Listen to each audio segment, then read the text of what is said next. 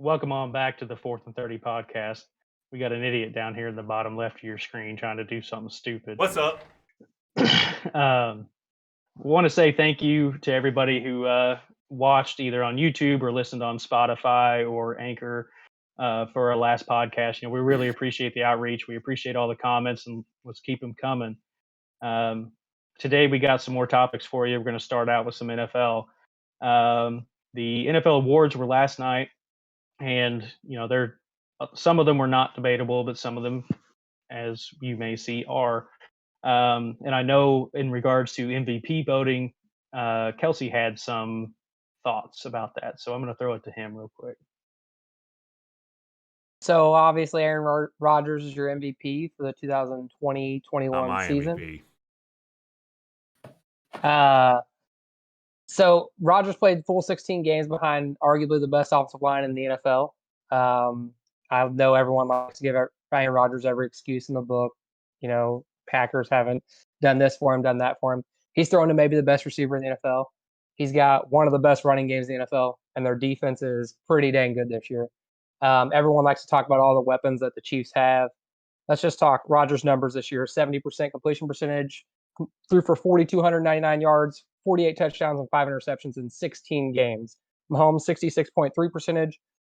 Completion percentage, 4,740 yards, so 500 more yards in 15 games, 38 touchdowns, 10 less touchdowns, and one more INT. So obviously debatable. Rodgers is the MVP. It is what it is. But I just think it's funny how he got 44 votes and everyone thinks he ran away with the MVP when obviously in one less game, Mahomes threw for more yards behind a beat-up offensive line with not as good a defense and not a good running game.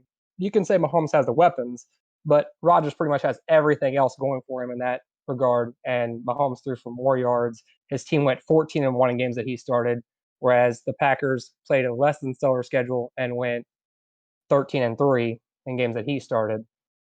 I just think there's more debate than people like to put up for it, in my opinion. I think Mahomes definitely should have been more considered. And Josh Allen getting votes is, great for the improvement that Josh Allen Getting more the fact votes that Josh than Allen Mahomes, got twice as many votes as Mahomes is absolutely laughable, in my opinion. That's ridiculous. But at the end of the day, it doesn't matter because after today, Mahomes will have twice as many Super Bowls as both of them combined. So it doesn't matter. It seems like Tom Brady might have something to say about that. Seems like there's enough, a common that's occurrence. Enough Super Bowl talk. We'll occurrence with one. voters in every major sport when it comes to MVPs. They hate to see guys win it back-to-back. Or not even back-to-back. It wouldn't have been back-to-back for Mahomes. They hate to see the same guy win it every year. Think about how many Peyton should have had. Probably Brady should have had some more. When you talk about NBA, LeBron should have 15 MVPs right now. That's just not the case. They hate to see the same guy win it over and over and over again. We've seen Steph and Giannis go back-to-back here recently, but Mahomes was in the running the last 3 years and only has one. Not to say that Lamar and Rodgers weren't both. Not that they shouldn't have won it, but it's just it's hard to win multiple MVP nowadays, it seems. Yeah, and I think they got this one right. Nothing against Mahomes, but 48 touchdowns, 5 interceptions just jumps off the page at you. And, I'm not saying that Mahomes didn't deserve it because any other year he would have won it, but Rodgers just had a great year. Now, if they would take into account the playoff games that everybody plays, it's a different story. But as far as regular season goes, he had 60 less attempts. He did have the better run game, but I wouldn't say that he has better weapons than Patrick Mahomes. I would wholeheartedly disagree with that. Mahomes has Travis Kelce and Tyreek Hill. That's the best 1-2 combination in the league. So to say that Rodgers is throwing to certain weapons is why he won, I disagree with that statement. 48 touchdowns, that's what won it, to only 5 interceptions. He averaged more yards per pass attempt.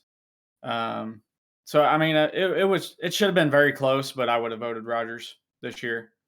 So I guess I should clarify. I don't know if I said that Mahomes had better weapons. I did not mean he had better weapons. I meant Rodgers had better defense, better run game, better offensive line. I think Rodgers has better weapons than people say he has, but I think with Kelsey and Hill. Mahomes obviously has the better weapons. Sorry, Carl, you were going to say something. Yeah. So I want to inject somebody who's not a quarterback, Derrick Henry. So yeah, he won Offensive Player of the Year, but I understand that MVP is a very quarterback heavy title. Like I get that, and then yes, the quarterback is the most important, but Derrick Henry is the most important player to the Titans franchise, which makes him an MVP. I And think he had 2,000-yard rushing years back to back. He's one of 8 people ever to run for 2,000 yards, and he's done it twice. Like that, you got to start factoring in that there are other important things to this discussion. It's even more impressive that he did it in such a pass happy league, Carl. To your Yeah. point. and I think Tannehill playing well this year or better than he did last year might have taken some away. You can't take away from what Henry did, but I think having a little extra help this year might have hurt him a little bit because Tannehill played really well this year. Yeah, they had they had a top 5 passing offense, I'm pretty sure, this year. The Titans, I think they finished 4th or something like that in passing offense. So they're not quite as Because they A lot had of that Derrick was Henry. Henry. Yeah, I agree right, that. but they complement each other. I mean, Derrick Henry's ability to run for 2,000 yards is helped by the Titans' ability to pass the football. I mean, they complement each other both ways. And I'm agreeing that Henry should be in the conversation. That I think he should have at least got a vote because what he does is unreal. I could watch him run the ball every week. If Josh Allen gets 4 votes, Derrick Henry should get 1. Yes. Like, all right. One thing though, you brought up Offensive Player of the Year, and I completely agree. Derrick Henry should have got Offensive Player of the Year. There's a lot of Chiefs fans yelling for Travis Kelce, but Travis Kelce at least needs to be acknowledged for 15 games, 1,416 yards as a tight end, 105 receptions, and 13 and a half yards of reception. That's insane. And like 11 touchdowns, I think it was. Yeah, 11 touchdowns. The That's GOAT. absolutely insane. The greatest to numbers ever do for it at the Travis position. Kelce, too.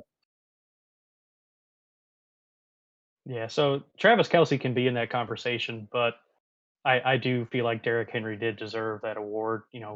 I don't know. I the do vote agree with that breakdown. award. I don't know the vote breakdown for that. If Travis Kelce didn't get at least 1 vote, that's probably a travesty there. But yeah, Travis Kelce is a very outstanding offensive player. Really is. I mean, there's never been another tight end in his position that does it. And at one point he was leading the league, not just tight ends, the league in receiving yards. Like up to like week 13 or 14 or something. yeah, that's I think. never even been a thought on people's minds before. So yeah, I can see that argument. But moving on, Defensive Player of the Year. Gonna pass this one off to Kyler. This is Gonna one pass I this- think they got correct. This is one I think the voters got correct. Gonna pass this off to Nah. Kyler because I know he's gonna have some thoughts on this. Aaron Donald did win for those of you that are viewing, and he won his. I think this is his 3rd now, and T.J. Watt got snubbed for probably the 2nd year in a row. So Kyler, go ahead, bud. Well, first, let me start off by saying Aaron Donald, he's a great player. He's probably is the best defensive player in the league, if we want to be honest. I mean, for the years that he's done it. But this year, he was not. Let's look at the stats. TJ Watt, plus 12 on tackles. TJ Watt, plus 1.5 on sacks. TJ Watt, plus 11 on tackles for loss, plus 13 on pressures, plus 15 on quarterback hits. Aaron Donald did force 2 more fumbles than Watt, but we can say all you. I was talking to somebody last night about it, and he was talking about how Aaron Donald gets double teamed, how he's a defensive tackle, so his numbers are going to be lower. Well, TJ Watt also defended 7 passes this year because he drops into coverage, and he doesn't blitz on every play. He also had an interception to Aaron Donald's 0. So when you look across the board at the stats, it's a no-brainer. So I'm not sure how or why this year got awarded to Aaron Donald. So you know what's funny? Go ahead, What's funny is Cody said MVP, it's hard to win multiple. It's hard to win back-to-backs. It's hard. Like when you're in the face of the media all the time, people want to give to somebody else. Defensive Player of the Year, I would argue, is the opposite. Aaron Donald won off of reputation. Aaron Donald's a great defensive player, amazing defensive talent. Well, his entire career, he's been first team All Pro or Pro Bowl or Rookie of the Year every year. He's got a different award. He won off of reputation. TJ Watt was a better defensive player this year. And this is coming from someone who isn't a Steelers fan. TJ Watt was a manimal this year. Technically, Aaron Donald didn't win it last year, though. So he won it back to back 3 and 4 years ago, but he didn't win it last year. So that's a good point. Gilmore won it last year. I was in agreement with everyone that TJ got snubbed until Kai brought up that point about Mahomes, thinking Rodgers won, so I changed my opinion there. But I guess I'll be the bigger man and say that, TJ got snubbed. Kelsey, you said it perfectly, is that Donald won off reputation. I mean, you can't argue with those stats. If if you're going by stats, then there's shouldn't have been an argument. It shouldn't be an argument. And the argument that Donald plays D tackle, he really plays D end now. He doesn't play D tackle. And the argument that people their game plan is around Donald. Does anybody think that when someone plays the Steelers, their game plan isn't around TJ Watt? Because if it isn't, then they're doing something wrong. Like TJ Watt has dismantled people the last couple of years. Like if you play the Steelers, your offensive game plan is to prevent TJ Watt from getting your quarterback. Well, you noticed when Bud Dupree got hurt is when the Steelers defense kind of fell off a little bit this year. And then Highsmith came in. Well, they played pretty well with Highsmith, but then he got hurt. If you go back and watch the playoff game against the Browns, did you see which way they were running every time? Right off left tackle, because the Steelers had to promote a practice squad player in there. So, yeah, it's like you said, Kelsey. TJ Watt's getting double teamed just like Aaron Donald is. People are running away from him, and I think he deserved it. I'm not saying this guy deserved it, and he definitely was not better than TJ Watt or Donald this year. But Xavier Howard down there in Miami had a very good year at cornerback. He had, was it 8 or 9 interceptions like in a row in games? Like I think he ended the year at 10 or 11. Like he had a very good year. Obviously not better, but he would have been in the conversation, just not very long. Daniel Sorensen was in the conversation the first 6 games or so. He would have been in the conversation for January GOAT, but no. All right. Offensive Rookie of the Year went to Justin Herbert. I don't think that surprised anyone. He stepped in like Balled out, 6 dude. minutes notice on week 2 when Tyrod Taylor got his lung poked. But I really don't think there was any argument to be had that Justin Herbert was the Rookie of the Year for the offense. No, being in my wife and my entire side of my in-laws being Chargers fans, exactly. I have to watch a lot of Chargers games, and that dude is special. He is very, very, very good. Scary for in the future too, but that dude's good, and he deserved it wholeheartedly. Well, I'm gonna go out on a limb and say that he did not deserve it, because he was, maybe what would you say his ranking quarterback wise was? He threw for what, 30 touchdowns, threw for a lot of yards, but 4,300 yards, 31 touchdowns. That's threw at least 2 touchdowns 10 times and for over 300 yards 8 times. That is great for a rookie, but Justin Jefferson, the receiver in Minnesota, when you compare his stats to other receivers, he would have been in the, further up the list than what Justin Herbert would have been for quarterback. So I'm going to say that I would have voted for Justin Jefferson in Minnesota. 1,400 receiving yards, 8 touchdowns as a rookie. Receivers don't do that as rookies. I'm glad you brought that up, because I would have said the exact same thing. Herbert had a great season. At quarterback happy league is why he won Offensive Rookie of the Year. He won because he's everyone looked at the quarterbacks and said, well, it's either Herbert or Burrow. Burrow got hurt. It was Herbert's to lose. Jefferson put up insane numbers in Minnesota. And you can make the same argument that they have Dalvin Cook and the running game sets up the passing game, or the passing same thing you made with Henry. But the fact is, 1,400 yards as a rookie is insane. Yeah, 100%. That dude is special. And the reason I say it was Herbert's hands down, in my opinion, is because he's a quarterback. I don't think that he's any more special than Jefferson is. That dude is like, he was an NFL ready wide receiver. Like, he's in the list of top wide receivers already, and he's a rookie. And Herbert's not there with quarterbacks yet, but quarterbacks dominate yearly awards, and that was my thought process behind it. He was far and for all I can think of, he was far and away the best rookie quarterback. Burrow probably would have had to say something about that had he not unfortunately got injured, but Herbert's good. He was good all year. Yeah, they both deserved it, but they had to choose one. I just would have chose Jefferson. Yeah. And Right. that was Burrow's award. That was almost handed to him day one until he got hurt. I mean, and he's special. He was going to be really good all year long with that horrible team, but I feel like nobody had a chance of winning that until Burrow got hurt, unfortunately. It is sad that Burrow is in such a dumpster fire of a team. Like, that is kind of sad, but what are you gonna do? Moving on to defensive rookie of the year, Chase Young won it. Which, he had a hell of a season. That dude's a monster. But I do want to point out one stat that I saw on Twitter, and it actually is about Ohio State. Ohio State has produced 4 of the last 5 defensive rookie of the years: Joey Bosa, Marshawn Lattimore, Nick Bosa, and Chase Young. That's impressive. Yeah, that's really impressive. But Chase Young he was is a monster this year. specimen, dude. Kai, you probably know better than I do. What was that quote that Tomlin had about him? He told him on the sidelines before or after one of the games. He said, "Yeah, I don't get guys like you because I don't draft high enough in the first round." Yeah, and just by looking at that guy, you can tell that he's gonna be special.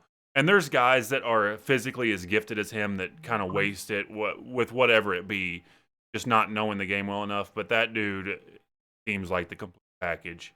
He's an absolute specimen of a human being, and he seems like he knows the game well already for being a rookie. Yeah, he's going to be a stud for a long time to come. I don't really have an argument with this pick. I know he only had surprising. about 8 sacks. Pretty good for a rookie. I wouldn't say it jumps off the page at you as having a fantastic, one of the best rookie seasons of all time, but a solid season for a rookie on a team that struggled out of the gate. But that D line there, that he's leading that D line with him and Sweat, a young D line that really led that team back into the playoff mix and winning that division. So that's gonna be a tough defense for years to come. That D line's gonna be tough to handle. And that's what I was gonna say. Alex Smith stepped in, did a formidable job. The truth is, Alex Smith's stats were not great this year, but he stepped in and led the team. Kind of like I said last week with Brady and Tampa Bay. You get a leader and it changes things, and that's what Alex Smith did in Washington. He stepped in and led an offense that struggled all year and made them formidable enough for that great young defense to lead them. That defense is going to be tough for years to come, and that division with nobody knows what's going on in that division at all. They can just get a quarterback. That team could rule that division for a few years if they get a quarterback that can step up and do well. And honestly, what's his name that started in the playoffs for football team for Washington? Heineke? Yeah, Heineke. He played well the 2 times they had him come in and play. I mean, I'm not saying he is their future, but I think he should have a chance at being their future. He stepped in and played well both times he played for them. I mean, going you forward don't with that step in and defense, you don't step in and play good in a playoff game unless you got something. He played hard, but yeah, who is their starter going into next year? I mean, unless it's Alex Smith, nobody knows. Not Dwayne Haskins. Yeah, unless it's Alex Smith, nobody knows.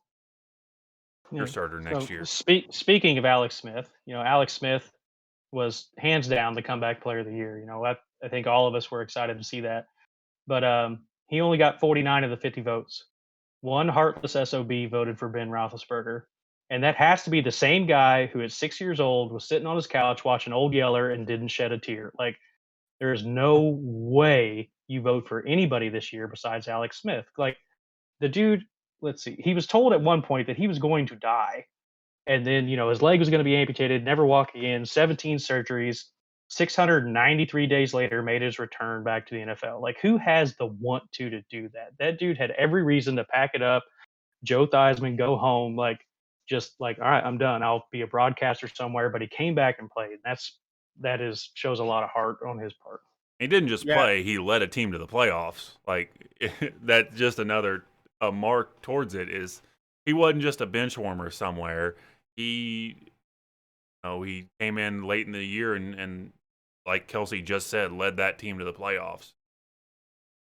Well, and so the other person that would have won obviously has been Roethlisberger, but you have to take this into account. So Ben Roethlisberger came off a surgery where he had to repair pretty much all three of his elbow ligaments. He would have won Comeback Player of the Year if it wasn't for Alex Smith. 100% agree. Alex Smith should have won. He got told he was going to die. That's bigger than football. And to come back and play and lead a team to the playoffs, that's great. And he deserved it. Alex Smith has been tossed around his whole career from team to team, even though all he does is win. And he's just a real likable dude. I love him. I like watching him play. He deserved to win, and he won. But Carl, to answer your question, in what way does Big Ben get a vote? Well, he went through some stuff too, had major surgery, came back and played, and he was better than Alex Smith this year. He won the division. They went 12-4. So if there's an argument for Ben winning it, it's because they both had to come back from surgery, and maybe Alex Smith's a little more, but they both came back, and Big Ben outperformed him. That would be the only. Big Ben is reason he did it. 95% scar tissue. You're reconnecting scars to scars at this point. Like, it's not. I'm not arguing whose surgery was worse. I'm saying they both came back from surgery, and should have been career-ending surgeries, and Big Ben outperformed him. So that would be the only reason. I 1,000% agree with you, Kyler, that just about any other year, Big Ben wins this award pretty hands down as well. But this is the oddity that Alex Smith should have got 50 of 50 votes. That's what I'm saying, is not to take away anything that Big Ben did, but Alex Smith deserved. Somebody was just being an asshole by not voting for Alex Smith. I'm just putting myself in that guy's shoes. Everybody has their own. Well, opinion. that towel behind you says a whole lot. Just like you always say, everybody has their own opinion, and I'm sure that was his opinion. So Should say terrible takes on that towel. Not a lot to say here. who was the Alex better Smith- player this year? Alex Smith won his division too, so I don't know what you want to do about that. I mean, They Who was both the won their better player this division. year? They both won their division. They both made it just as far in the playoffs How as many the other games one. did Alex Smith play? Well, that makes his case even Like more because they were 9. behind in the division. Then he came in and they took him to the playoffs. So if anything, that would make Alex Smith's case even more. I believe if you go by who the was the better technical quarterback? standings, when Alex Smith came in, they were in dead last in the NFC. Now, granted, they didn't have very far to make They up. were in dead last, a game behind. Yeah, exactly. It's when you're talking about the NFC East, they were all pretty much in dead last. Yeah, But technically, they were in hunt, dead yeah. last in the NFC and made it to the playoffs under All Alex I'm Smith. saying is, I agree, Carl. He should have won. He did get told he was about to die. I'm just saying that might not be everybody's opinion, and that's why he didn't get all 50 votes. Well, All right. I think Anyways, that one person's a butthole. I don't think there's much debate here. Alex Smith should have won the award. Kyler even said that he's just trying to justify the one vote. I think is all he's trying to do here is justify the one person's vote for Big Ben. That one Steelers fan. Alex won the award, almost died, almost had to have his leg amputated. Like Kyler said, he goes everywhere, wins everywhere, and some reason can't get respect. Even in Kansas City, there's fans that didn't respect him. Everything he did for this franchise, we were a dumpster fire of a franchise He before should him have and Andy fixed the Reid. defense. Let's not start that conversation because we'll be All here for right. 2 hours me talking about Alex Smith. All right, then the last one I wanted to touch on here was Coach of the Year, Stephen Stefanski with the Browns. That situation has turned around. Whether the Browns do have a lot better team than they have for the past 25 years, so that helps a little bit too. But what are you guys' thoughts on Coach of the Year pick? It could have went to him, could have went to Flores, could have went to Andy Reid. No, I think it's the right choice. Stefanski is the easy choice. That franchise, talk about dumpster fires for different reasons. That franchise has been in disarray, like from the top down for countless number of years. Cody makes jokes about it all the time about how the Browns are going to brown. Um, I mean, Stefanski changed the mindset of the team there. And honestly, they got beat by the Chiefs, but they went into that game thinking they were going to win, and that's a sign of your head coach. That's your head coach instilling that mindset in you, and that winning attitude in you. And they're just a completely different franchise than they have been in the past. I think Stefanski deserved it. Yeah, I 100% agree.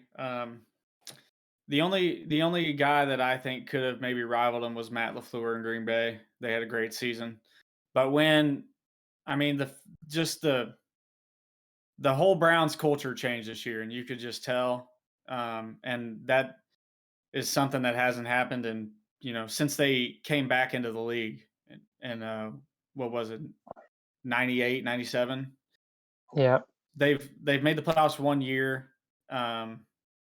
This year, after last year's dumpster fire, when they had all the expectations, they bring in a new head coach, and everything changed. Stefanski, he 100% deserved this.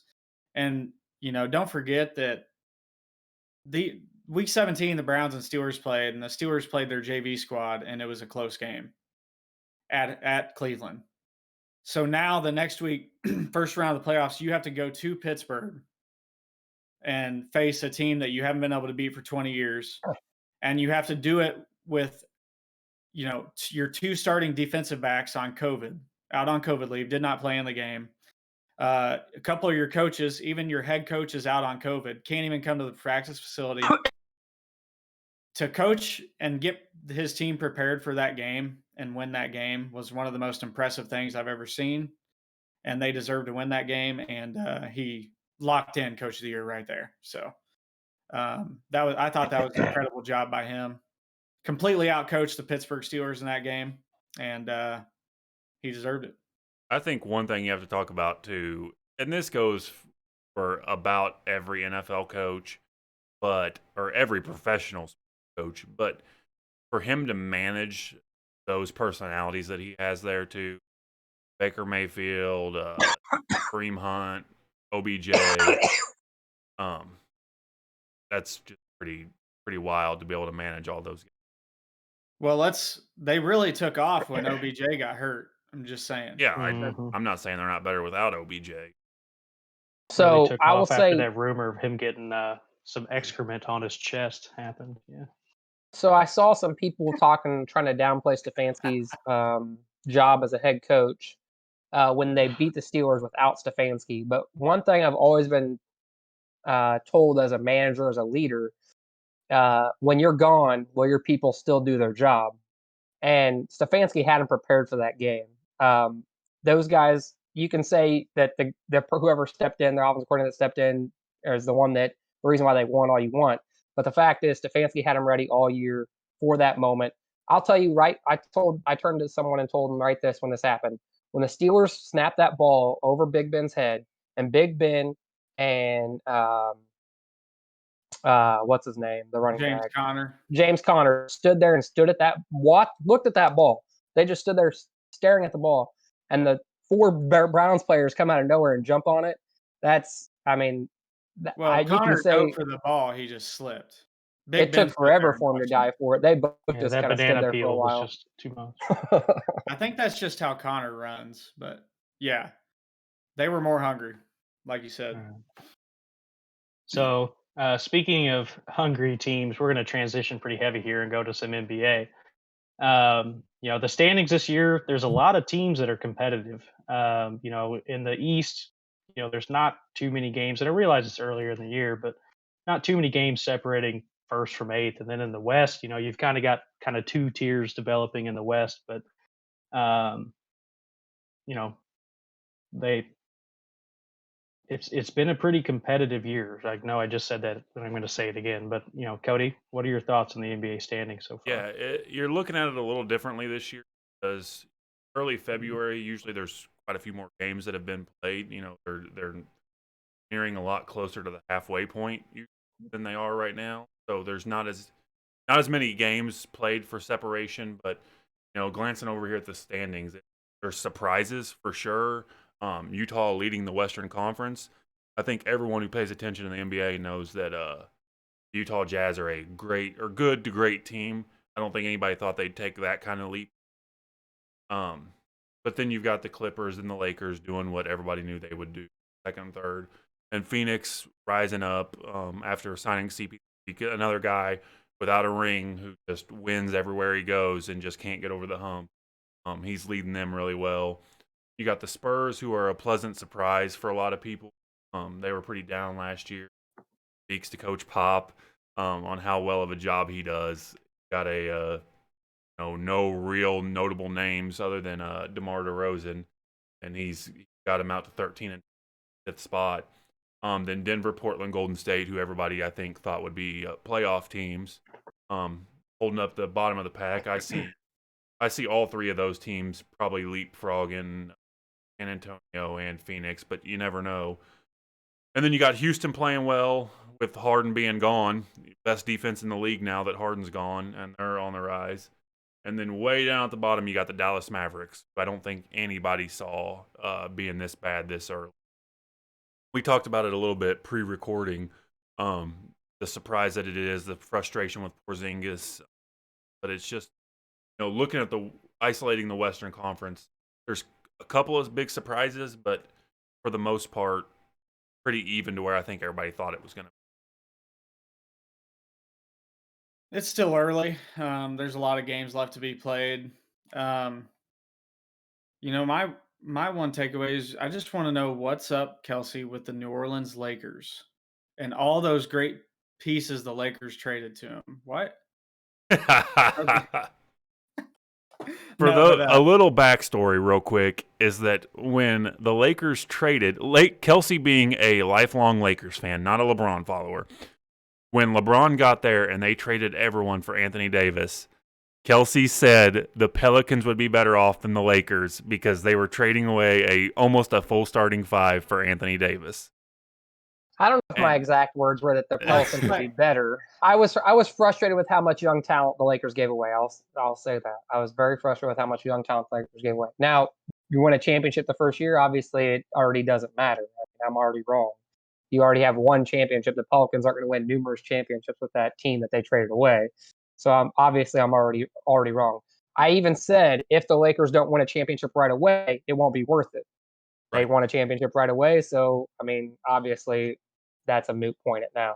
The thing I would say is the Jazz. Obviously very surprising. Obviously very early still. But the thing that's surprising most probably on the Jazz is Jordan Clarkson. He's averaging almost 18 points a game. He showed signs in the NBA so far of being a scorer in the league. I don't know that you could say he's done it on a competitive team yet. So if the Jazz stay up there as a top 2 or 3 team in the West and Jordan Clarkson stays their number 2 scorer, and that's a good team too. You've got Conley and Mitchell's obviously their leading scorer, and Bogdanovich and Gobert and Ingles. If Clarkson's their number 2 scorer, that's a big jump for Clarkson compared to anything he's done in his career.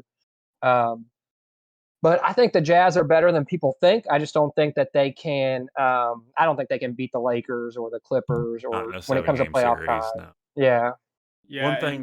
One thing to speak about with the Jazz is I won't get on my soapbox about this, but how good of an NBA coach Quinn Snyder is. That dude puts out very efficient offensive teams and very good defensive teams. And he's done it for a year. Well, he did the same thing in Mizzou until he let other extracurricular activities get in his way. He was a good coach at Mizzou. I won't go into depth on Quinn Snyder, but the old powder toss in a different form, huh? Yeah. But yes, Kai, go ahead with whatever you were going to say with Jazz.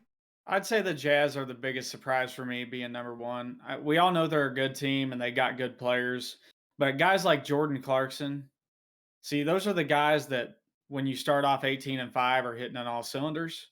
And then when you start to come back to what's the word for reality? Yeah. When you get back to reality, that team will end up being a 4 or 5 seed in my opinion. And if they do, maybe they do hold on to one of the top 3 spots. I still won't, until they do it, believe they can beat the Lakers or the Clippers or they had the Nuggets last year, but I just don't see them beating those teams in a 7-game series.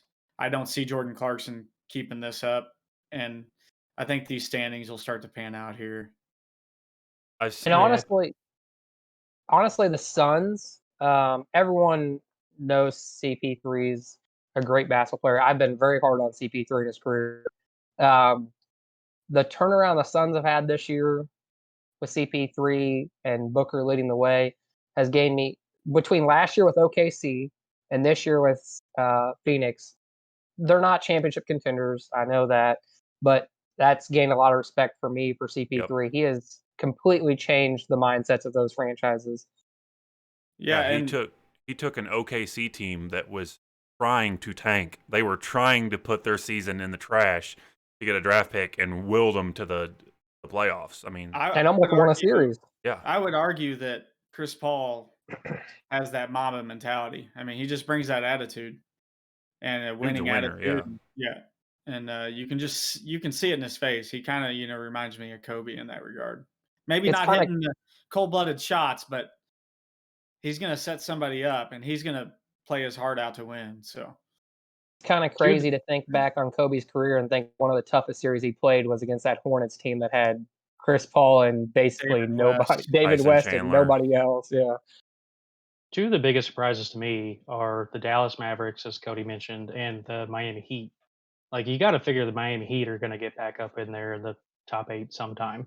Like, they're sitting at 13th in the East now, but they're a game and a half back of 8. So, like, you've got to figure Miami's going to get back up there. And Dallas, like, yeah, they might be having some issues that behind closed doors or something, but you got to think Luka Doncic is going to Luka find another gear. had a rough start to the year. He's been balling here lately, but he had a pretty rough start, and that probably has something to do with him struggling early. But there's no excuse now because dude's hooping now. But he did have a rough He's start. averaging 27, 9, and 9 this year. It's not Yeah. like he's a scrub, but He was shooting poorly to start the year. If you watch the Mavs, they don't play any defense. No, they don't have And- anybody who can play No. defense. And until they start playing some defense, they're not going to win games. And the Miami Heat, yeah, Carl, I agree with you. I think they'll get back on track. They've had some issues related to COVID this year where they've been missing players here and there. And 8-14, So that can do that to you. the Heat, I was the biggest Jimmy Butler fan last year. You guys know that. And I think the guy doesn't get the respect he deserves. Not at That being said, let's be real. Last year wasn't a COVID year. They wouldn't have been in the championship. Like things went haywire. They weren't the best team in the Eastern Conference last year. I think they'll fight back, and I think they'll probably end up in the 6 or 5 spot in the range of the East by the time the playoffs come around. I don't think they'll be a top 3 team in the East, though. I think there's better teams out there. So Jimmy Butler, though, he's a gamer. Okay, he's a big game player, and that's what's scary about the Heat is if you want to not have to worry about the Heat, you need to keep them out of the playoffs. So he doesn't have that chance. Does Adebayo's looking amazing this year? He looks so good this year. Those young guys are going to get better. And then Jimmy Butler's doing Jimmy Butler. He's listening to country music and he's drinking red wine, just chilling. He might be a little panicked sitting in the 10 spot or whatever they're at now, 13. Like a few games back. But he's going to do just enough to get him to that 6 seed. They're going to play Milwaukee in the first round or Boston or Philadelphia. And dude's going to he's going to cut the red wine out. He's going to take his cowboy boots off and he's going to turn it up a notch and he's going to ball and they're going to do their thing. Not saying they'll win that series, but whoever they play, they're going to be competitive against. They got too many weapons. They've got Jimmy Butler, who I'm with you, Kels. He's way underrated.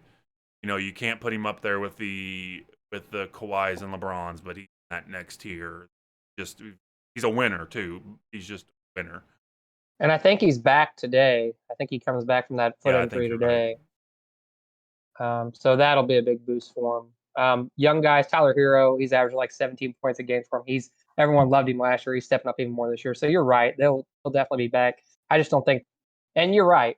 Butler in the playoffs, I mean, that's a scary sight to see. So, I mean, maybe you want to keep him out of the playoffs so you don't have to see him there. But I don't think they'll be a top 3 team in the East this year. Let's talk about the standings real quick. I got them pulled up. Eastern standings.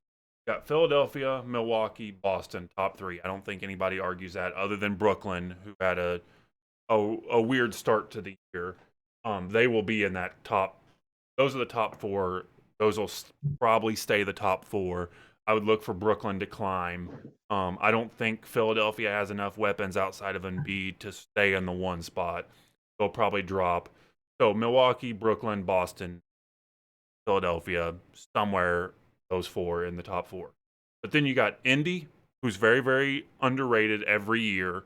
They just put a bunch of guys out there who can play defense. There you go, 50 years right there. They're gonna be a playoff team just because they're grit and grind. They play defense, they take good shots, that kind of basketball.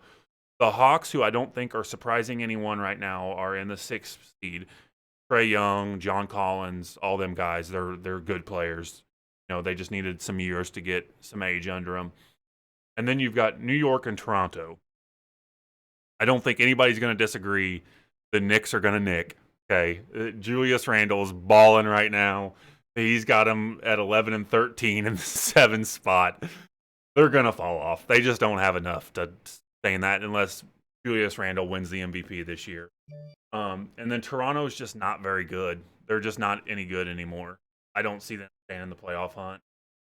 I think Miami will come up into this probably the 7 or 6 seed. And then you got Charlotte. Cleveland's playing okay behind Sexton. Sexton's playing great right now. I think the Wizards might be too far out. I'd say the Wizards have the 8th most talent in the East.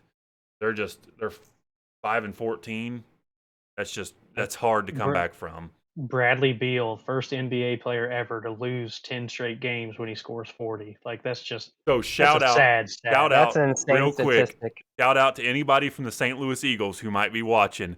Last night, Bradley Beal threw his shoes to a kid in the crowd who was wearing a St. Louis Eagles jersey, which now they've been renamed to the Bradley Beal Elite because he sponsors them because he does a lot for the youth in St. Louis. But took me back to the playing days real quick. A little bit of a humble brag there out of your part, maybe. Well, I mean, it was just cool to see somebody in D.C. wearing a St. Louis Eagles jersey. But anywho, I digress. Can we start a campaign to free Bradley Beal?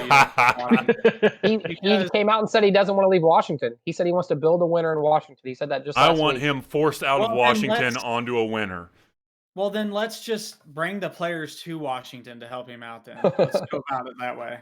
Apparently Westbrook is not the answer. That's one guy, everyone was on his train a few years ago, and now no one even wants to touch him with a 10-foot pole. Okay. Russell Westbrook, man. On Russell Westbrook, everybody saw his quote, I'm sure. Best long story short, teammate KD ever had. Yeah. Best teammate KD ever had. Does anybody agree with that statement? No. Absolutely not. I am a big Westbrook fan. Where would you rank Russell Westbrook as far as Kevin Durant's teammates? 2nd. Steph Curry's 1. Steph Curry 1. We can all agree on that. Are we counting Harden and Westbrook or Harden and Irving? They're teammates. Yeah. Oh well, he's way down the list then. Because Curry's, I don't know. This is no particular order. I would take Curry over him. I'd take Thompson over him. I'd take Kyrie over him, and I'd take Harden over him. You take Kyrie over Russell Westbrook? Your guys' hate for Get Kyrie out of here, dude. He is such a cancer. Okay. I'm talking about talented players.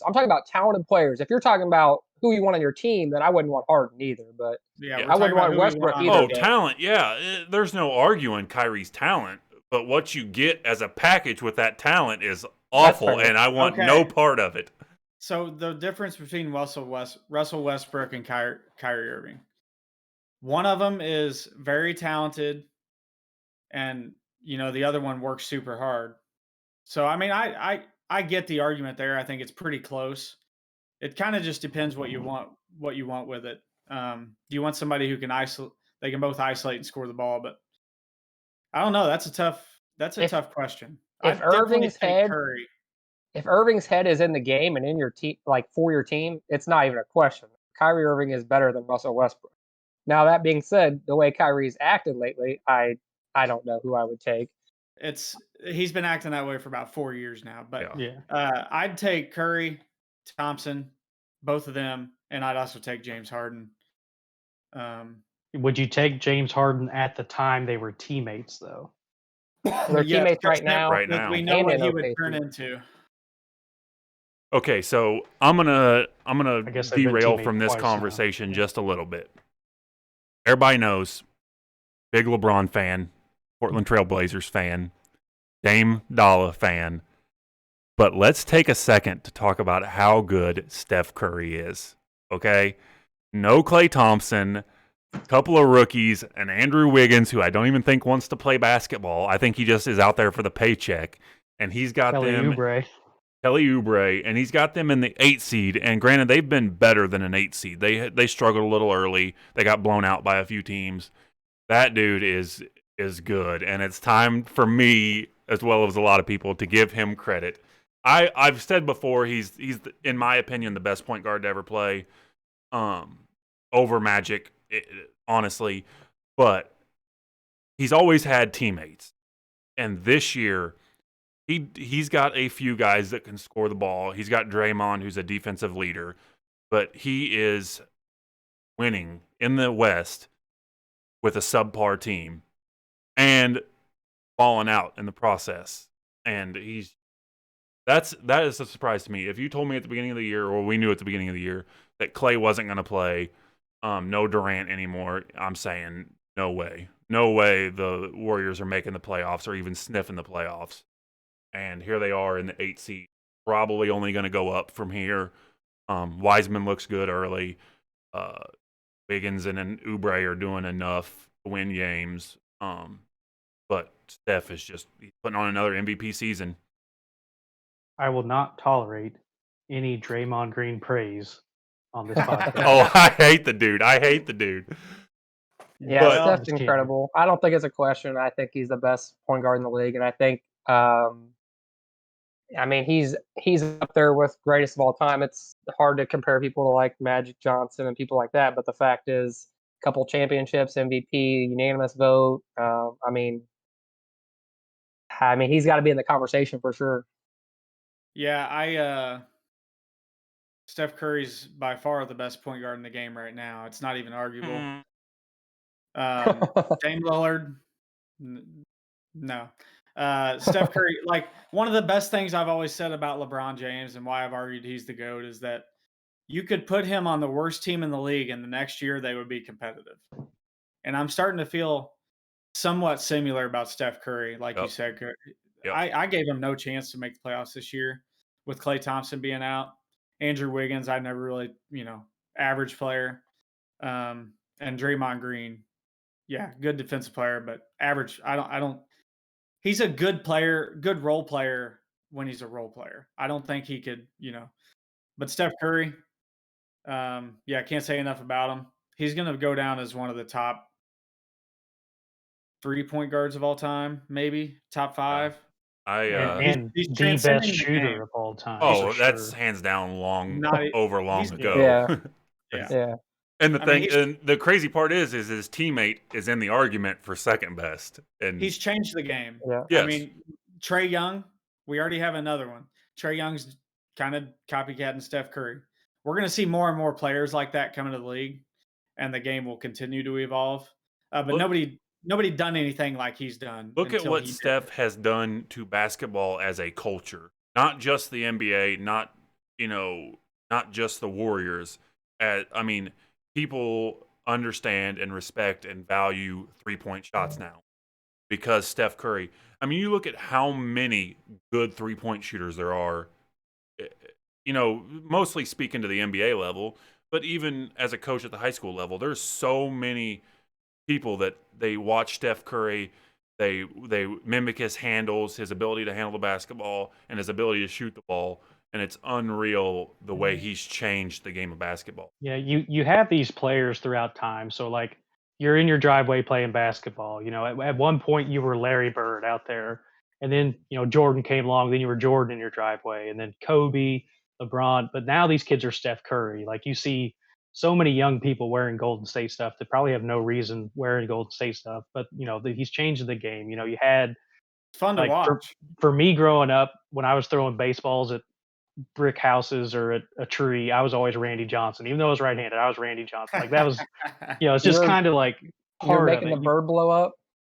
Yeah, man. Like Randy Johnson had gas. That's Uh, another topic. But anyway, like so what you we're get these saying here, generational guys that change the culture. Mahomes is doing it right now in the NFL. You get these generational guys that change the culture.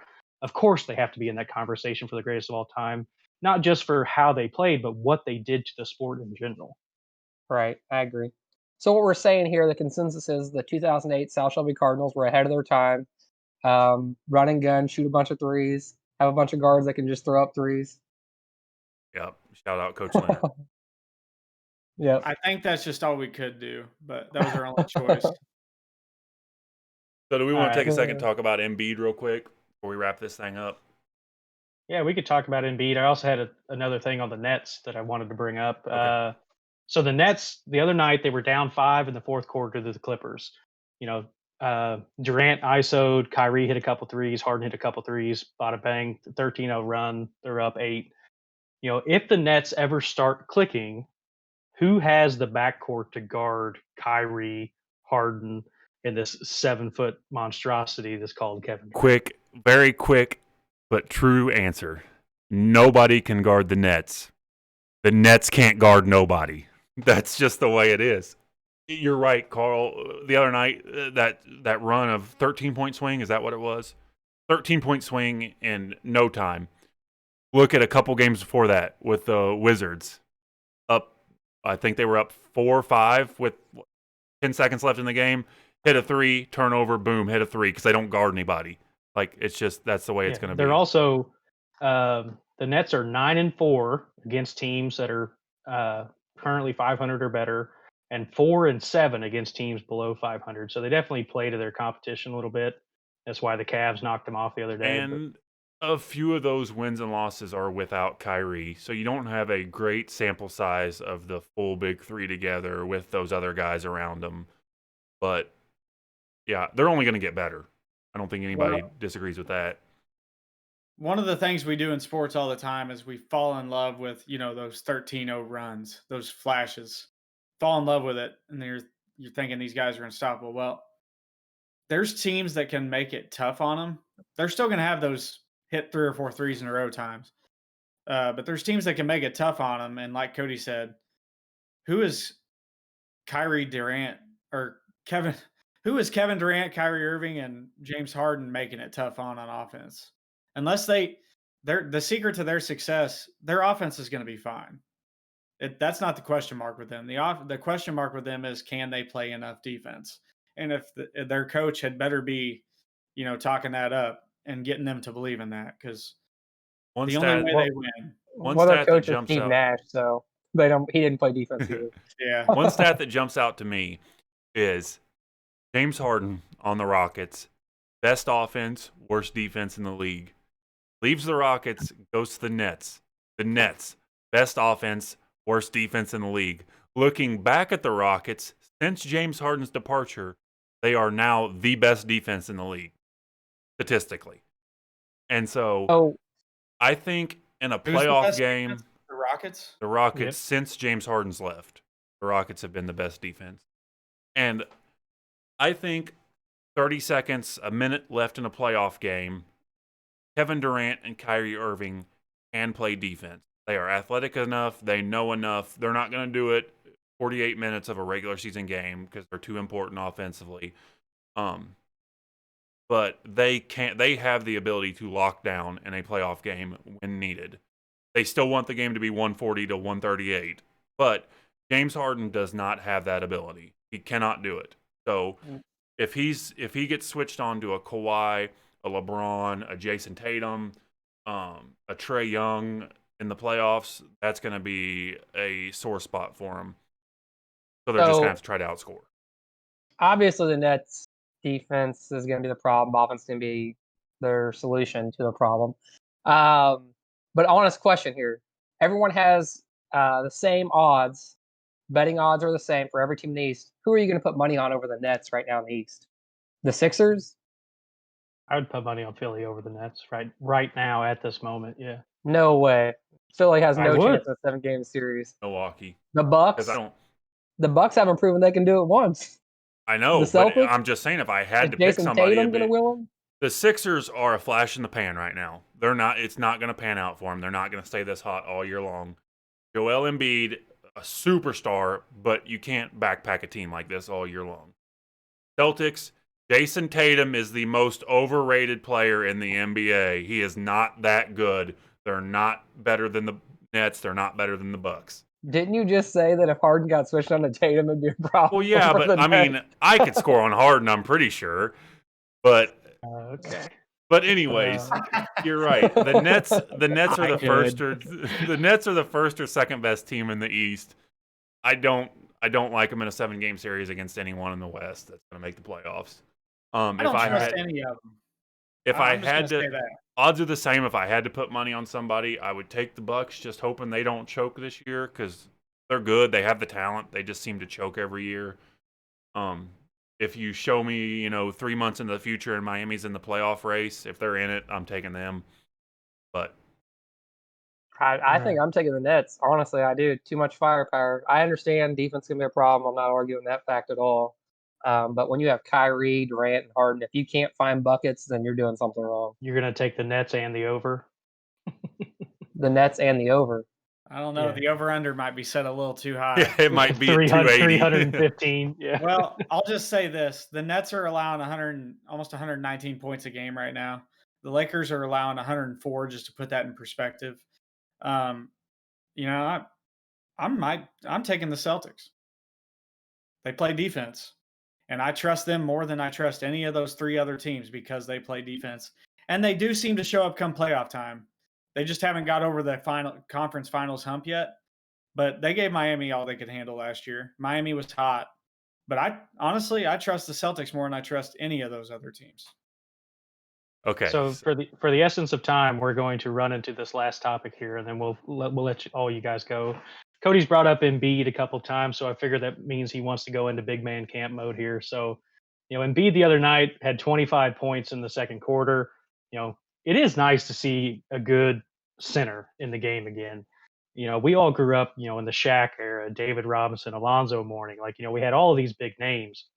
Can a team in today's NBA win by playing through the 5? Bigs are different today in the fact that Embiid can score with his back to the basket, and I love it. I love watching it. It brings me back to 90s basketball. Embiid could also shoot all those 90s centers off the court, okay? He doesn't have the physicality that those guys had. I don't think he has a lot of the low post stuff that those guys had. The greats in the 90s had. But he can shoot them off the floor. He handles the ball so much better than all them guys do. So in a box score sense, yes, he's a center. Yes, it's awesome to see. Yes, I love watching it. I could watch him, bully little guys on the block all day long. But his game is different. I think what he's doing with Philadelphia right now is amazing. He's kind of willed them to the 1 seed. 25 points in a quarter the other night, 31 and a half against the Blazers, and the Blazers shut him down and won the game. But that's neither here nor there. But yes, I enjoy watching it. I think it's awesome to see. But these centers nowadays with Embiid, Jokic, name a couple, they can shoot the ball really well too, which makes it easier for them. But can a team win playing through the 5 without No. that 3-point shooter on the outside? No. Are you talking about win a championship? No. That's So win. the only thing I would argue in that sense is I'd say the best 2 centers in the game right now are Embiid and Anthony Davis. Neither of them would play center in the 90s. Jokic. Jokic. I'm sorry, Jokic and Embiid and Anthony Davis. Anthony Davis and Embiid definitely would not be centers in the 90s. Jokic would probably play a little center in the 90s, honestly. He's probably big enough to handle some of the centers in the 90s. The other 2 would not. The Lakers did just win a championship. If they didn't have a guy named LeBron James, yeah, I know everyone celebrate. I'm giving LeBron props. If they didn't have a guy named LeBron James, it didn't go through Anthony Davis. It went through LeBron and Anthony Davis. A team just built like the Sixers going through Embiid, no, they can't win a championship No. in today's game. And yes, Carl brought that up, is you cannot win with Embiid being your centerpiece with his pieces around it. Okay, if you put Embiid on, say, the Warriors, maybe the Suns or something, they're already contenders as is, so that's really not fair. But you have to have guards around them. Hold on. Before you're gonna throw the disrespect on Danny Green's name, this guy's won 2 championships in a row, guys. They have a chance. They got Danny Green. Yeah, and they have Seth Curry, who at the beginning of the year, I can't speak up to date, at the beginning of the year, statistically, percentage-wise, is the greatest three-point shooter of all time, and that's Seth Curry, not Steph Curry. But yeah, Seth's averaging 12 points a game. They have a lot of shooters around Embiid, and I do think they can win a championship. But they also have a point guard who cannot at all, life on the line, mama's life on the line, could not make a three-pointer to save the universe from Thanos. So, because you have a 7-foot monster on the block, you don't need to. I'm very confident that in Philly's current roster, they could win a championship. But what's a big guy's best friend? What does every back to the basket big guy want? Well, kick out. Well, here's the difference. Shooters. The thing. Yes, but Simmons brings other things to the table, and it's their coach's job to put that offense in a position to succeed. Ben Simmons can, he can cut. I mean, they can do so much action off that. Not everybody has to be a shooter. They have Tobias Harris out there. They got Seth Curry. They got underrated. Tyrese Maxey. They have a squad. Do I think they're going to win a championship? No. But do I think they can, running through Joel Embiid? Yes, they can. He's a great passer. He's not on the block at all times. He's posting up. I'm not trying to disrespect Ben Simmons at all. I'm not trying to take away from how good Ben Simmons is. But maybe those two guys together can win. But I don't think so. They're both too post-centric. Would their coach get fired if they had Ben Simmons on the bench in the fourth quarter of a close game? Good. Simmons is too good to have on the bench. So he makes their chance to win better, is what you're saying. Ben Simmons is a great player, so being on the floor, he makes any team better. But there's only 3-4 teams in the NBA with true great back-to-the-basket centers. And Simmons doesn't need to be on any of those teams. Simmons needs to be on a team with shooters, and they're all towards the top of their conference. We've agreed that the Sixers aren't going to stay there, but so I'm going to make our big men really. Cody and Carl are going to get real worked up in this statement. How many? Let's be honest. How many teams? Let's just go from the '90s till now. How many teams didn't have a star guard that won a championship? I'm just gonna wait. I can think of 2 off the top of my head. San Antonio Spurs won how many? That's one of them. And they had a French lady for. Okay, that's one of them. 5 of the ones you're talking about, though. Okay, but what franchises? What different franchises put together a team that didn't have a star guard? I can think of 2 off the top of my head. Are you going to call Chauncey Billups and Rip Hamilton stars? That team didn't go through. Ben Wallace, baby, don't you dare! They did not go through the post to win championships. Ben Wallace was last year. They posted. They ran good offense. They were just a well-rounded team. Last year, they were a well-rounded team. Box score stats. The Lakers didn't have a star guard. They have LeBron James. LeBron's a point guard, but he's a small forward. He's not a back-to-the-basket post. He is listed at small forward. Check. It says so. But that's still a wing player. Yeah, he's a guard. Well, you said star guards, but okay, someone who plays on the perimeter. Let me specify. You have to have. Wait, are you saying you have to have formidable big men? You have to have. You're going clear back to the '90s, the Houston Rockets, and that's the other team I thought of. What's the other team that won a championship? There's no other team that won a championship without a star guard. That's the San Antonio Spurs had a dynasty in the middle of the Lakers. So. The Lakers won before Kobe was a star. Wait. Are you saying Tony Parker's not a star? Yeah, Parker and Ginobili were both great players. Maybe not stars, but not stars. You said stars. Okay, that's fair. And I counted those 2. That's the 2 franchises I counted. But there's no other franchise that's won a championship since the 90s. Let me just wrap this up for you. All those teams you're talking about, think about the common denominator here. Greg Popovich, Great coaching, great team play. Larry Brown. And Houston had probably the best center of all time, so that's an Pistons anomaly. had great team play. They were just great teams. So the question is, can 76ers become that next great team?